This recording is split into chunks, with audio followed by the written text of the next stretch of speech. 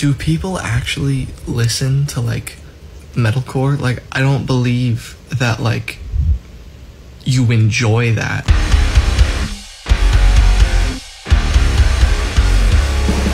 I've been listening to metalcore since the very beginning of the genre way back in the 90s, and contrary to what people on Reddit say about me, I actually love the genre. At its best, metalcore combines the aggression and energy of punk and hardcore with the precision and heaviness of metal, which should be obvious from the name, right? Like, it's metalcore, metal plus core. But in my opinion, that is exactly what's wrong with metalcore these days. It's completely lost any connection to its roots in hardcore, which is a little bit weird considering that the people who actually created the genre back in the 90s were actually all from the hardcore scene. It was originally an outgrowth of hardcore, but that is no longer true. And personally, I think that's the reason why the genre has lost a step in the last 5 years or so. And in my opinion, it's become kind of safe, stale, and bland. And in this video, I'm going to explain exactly what I mean and talk about why I think that's vital to the overall health of the genre. And I fully expect this to end up on r/metalcore with a bunch of comments about how much I suck and how wrong all my opinions are. But at this point, I'm very used to that, so let's just do this. And also, this video is sponsored by Helix Sleep.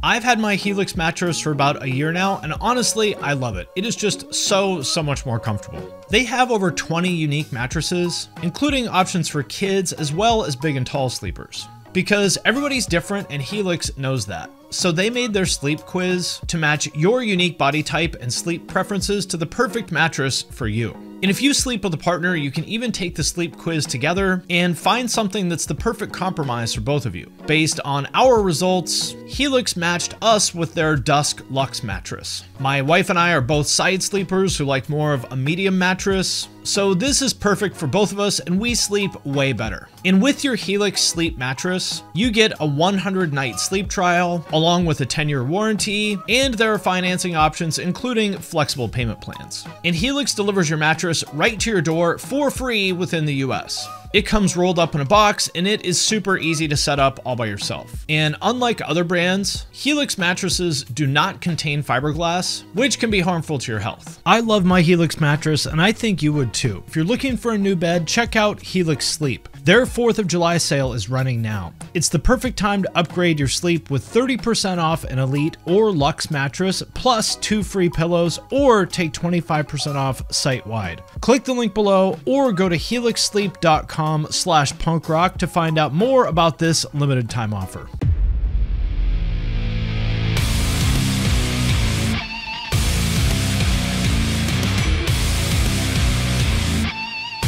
I've talked about the history of metalcore before, so I'll try to keep this brief, but I do want to make sure that one part is clear, which is that metalcore came from the hardcore scene, period, full stop. First, there were bands like Earth Crisis, Ringworm, Marauder, Integrity, Starkweather, and so forth, who really took hardcore in an overtly metal direction, drawing more musical influence from bands like Sepultura, Slayer, Prong, and Carcass than they did from Minor Threat or Black Flag.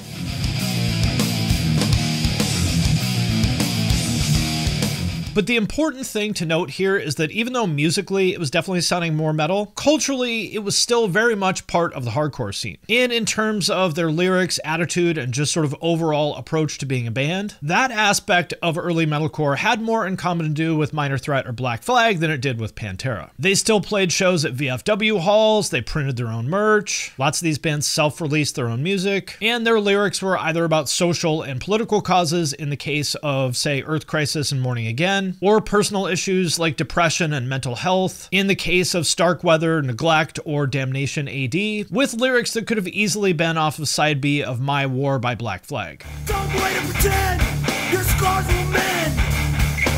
Thrown out of the light of bliss. And so my point here is that these bands definitely sounded metal, but they were still hardcore bands in spirit. And that was an important difference because this is what made them different from all the other bands that were influenced by, say, Sepultura, Machine Head, and Pantera in the mid-90s. And for me, the reason why I love these bands so much was for 2 reasons. First, for as much as these bands really wanted to be metal, you could still hear the punk and hardcore roots there on a musical level as well. Especially in the drums, which I think had a lot more groove than most metal bands. Because remember, breakdowns are something that came from hardcore. Yeah, sometimes these chains lead to claim. And second, that these bands were here to say something, not just play cool riffs. And to be clear, there's nothing wrong with just playing riffs and writing songs about zombies or whatever metal bands do. But for me personally, it felt way more powerful that these bands did have a message. And you could hear that in the vocals, which sometimes just sounded absolutely unhinged in the best way.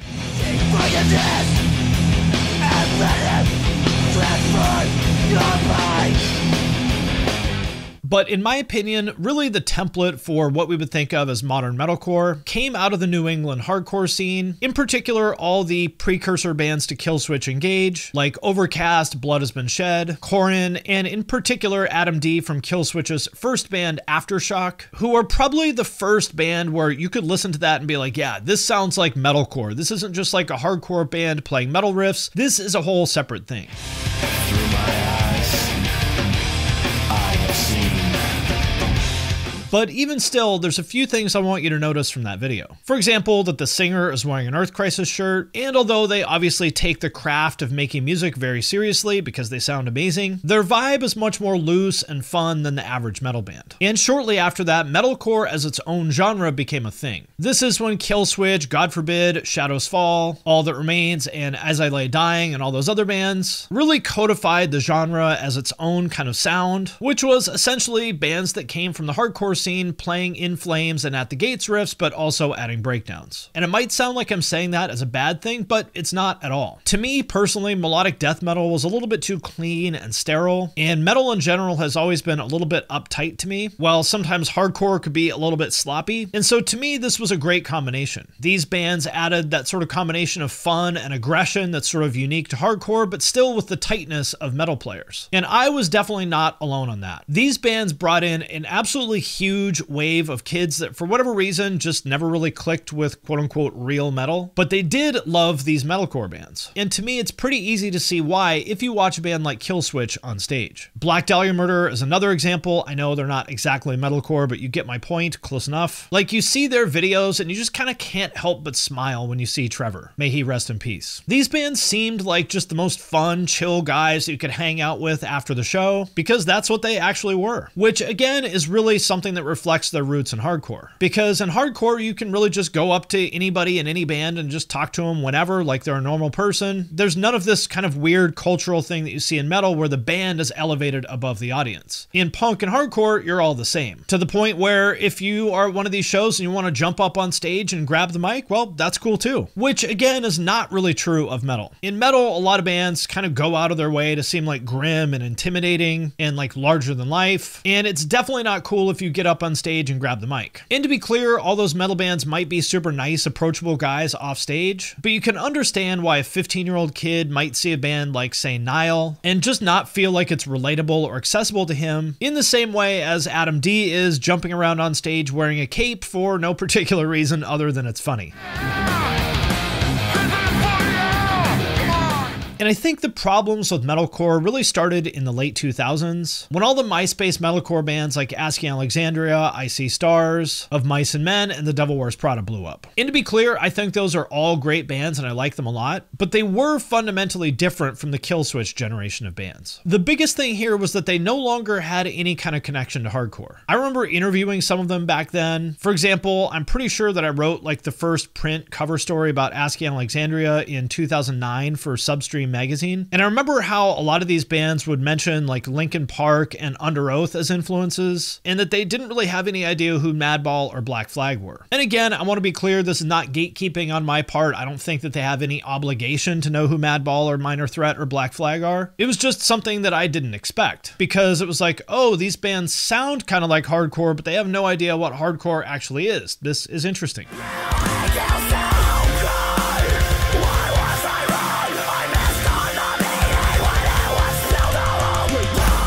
But still, I did like this stuff, because even if they weren't directly influenced by punk or hardcore, they still had a lot of that same kind of sensibility, as far as it being a scene made up primarily of teenagers or people in their early 20s, making music for other young people. They really didn't give a fuck about what the old people thought the supposed rules of music were, and for the most part, the bands were pretty chill, accessible people who didn't really take themselves too seriously. And notice that I said for the most part, because that was not always the case. There were some people people like Matty Mullins from Memphis May Fire and Austin Carlisle from Of Mice and Men, who definitely did take themselves very seriously and sometimes pulled some kind of rock star stuff. For example, Austin Carlisle selling those shirts that were just like his face on them, or like on Warped Tour when Matty Mullins said his bit about being the voice of a generation every day on stage. When I was in high school, growing up in general, I didn't have very many friends. And my school counselor pulled me aside one day and she said, you know, Matty, I don't see a lot of direction from you. What is it that you want to do with your life? And I said, well, ma'am, I'm going to be the voice of a generation. And this is exactly where I started to think, you know what, maybe we do need the punk and hardcore influence in metalcore. Because yes, punk is shitty and toxic in a lot of ways, as I've talked about in many other videos. But the part that I do love about punk, and I think is really special and important for us to keep, is that there's basically zero tolerance for any kind of rockstar shit. And this isn't just like a philosophical thing to me, or like my own observation. This is like the entire basis for the Vans Warped Tour and exactly why it was so successful. They literally had signs that said no rock stars. It's like what they made the documentary about. This is a central tenet of the culture. And what I mean by that is that if you take yourself too seriously in the punk scene, you will get absolutely eviscerated. And in my opinion, rightfully so. But this era is when metalcore started to kind of lose that. So as much as I did think the MySpace era of metalcore was generally cool and fun, and I liked a lot of these bands, this is where I think the genre started to kind of get on shaky ground because they lost that connection to punk and hardcore. Which brings us to the current generation of metalcore, which I think is where the problems have really come to a head. So let's break down exactly what I'm talking about. First of all, on a purely musical level, any kind of connection to hardcore has been gone for a very long time. If the genre started out as hardcore guys playing In Flames riffs and adding breakdowns, now it's more like guys who grew up on Limp Bizkit and Under Oath playing Meshuggah riffs with Linkin Park choruses.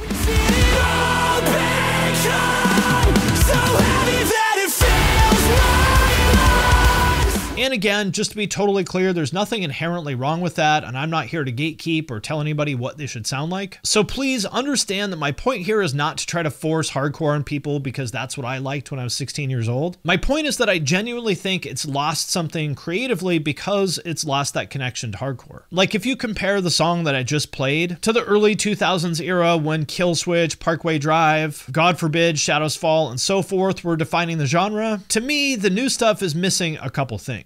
For one, the groove of hardcore, like I mentioned before. Like those kind of old school metalcore breakdowns that made you just like want to nod your head or mosh, those were replaced by the Meshuggah style of breakdown, which are an appeal to the more, I guess you could say, intellectual side of your brain, where the goal isn't to make you move, it's to impress you, the listener, with like how intricate and technical it is or how low they tune. And again, there's nothing inherently wrong with this, but again, my point is that I think it's lost something creatively, specifically that it's lost a lot of the emotional range that the genre used to have. Like no disrespect to modern bands like Imminence, Invent Animate, or Currents, but to me I just feel like there's so much less emotion in stuff like this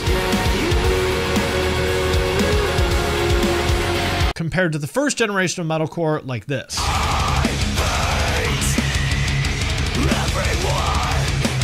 To me, the current incarnation of metalcore feels more like music by guitarists for guitarists, where it's more about string gauge and time signatures and impulse responses than it is creating these kind of like broadly appealing, memorable songs full of emotion. Now, I will say that there are some notable exceptions to this. For example, I think Bad Omens are a great band with some incredible songwriting, and as far as I'm aware, they don't have any like roots or influence in hardcore, so I don't think that's a requirement to make good metalcore. And beyond the musical side of things, I think we've also lost something as far as the message. And I'll admit that I'm a very literal person, so reading between the lines of metaphor is definitely not my strong point, and it's possible that I'm missing something, but to me, I'm not really sure that most of the metalcore bands these days are really trying to say anything at all. Or if they are, it's so buried in like symbolism and metaphor that it's totally unclear. And again, there's some exceptions. For example, Garrett from Silent Planet, I think is someone who has a very clear point of view and expresses that. But for the most part, I think these bands are really just sort of going through the motions, and if anything, trying their hardest not to say anything because they don't want to rock the boat. Now compare that to two of my favorite people who did come from that OG metalcore era back when it was still an outgrowth of the hardcore scene, one being Doc Coyle from God Forbid and now Bad Wolves, and the other being Phil Labonte from All That Remains and formerly Shadows Fall, who are both very vocal about their opinions on Twitter, both disagree with each other on almost everything, and yet are still very good friends with each other. And it's true on just a sort of aesthetic level too. Like when you look at the promo photos of most of these modern bands, literally nothing stands out because all these photos are just sort of the guys standing in a room looking serious in black t-shirts, and all the videos are just them playing gent riffs in a room full of colored LED lights. And so you put all of that together, and what you have, in my opinion, is a genre that is getting very, very stale and bland. It's almost like these bands make a deliberate effort specifically to blend in with each other. They look the same, they sound the same, they write the same lyrics about being caught in the undertow or whatever. Whether it's because they're actually afraid to do something different or they're just uninspired, I couldn't tell you, but the net result is basically the same. Metalcore now is at the same place that like the MySpace generation of metalcore was in maybe like 2011 or 2012, where the whole like crabcore sound was just absolutely completely saturated and played out, but more and more bands started cropping up, and it was only a matter of time before it collapsed under its own weight. Now, whether all of this is a good thing or not depends on who you ask and what you want from the genre, which kind of gets back to what I was saying at the beginning of the video. And to explain what I mean, I'm going to use a framework from the marketing world, which I think is pretty helpful, called brand archetypes, which is based on Carl Jung's work, where the idea is that they sort of describe the personality of a brand. And in this case, metalcore will be the brand. For example, one of those brand archetypes is called the innocent, which is defined by happiness, goodness, optimism, safety, romance, and youth. For example, brands like Disney or Nintendo, and you could probably say that the musical equivalent of that would be like ska or pop punk. And to connect that back to the topic of this video, what I think happened is that metalcore started out as the archetype they call the rebel, which questions authority, breaks the rules, and craves revolution. And that makes sense because all those things have obvious roots in punk and hardcore, right? Like that's basically the entire purpose of both of those genres in terms of their lifestyle and lyrics, but also the music. For example, like the kind of just total wildness and disregard for the quote unquote rules that created bands like Flipper, Black Flag, Converge, and Dillinger Escape Plan.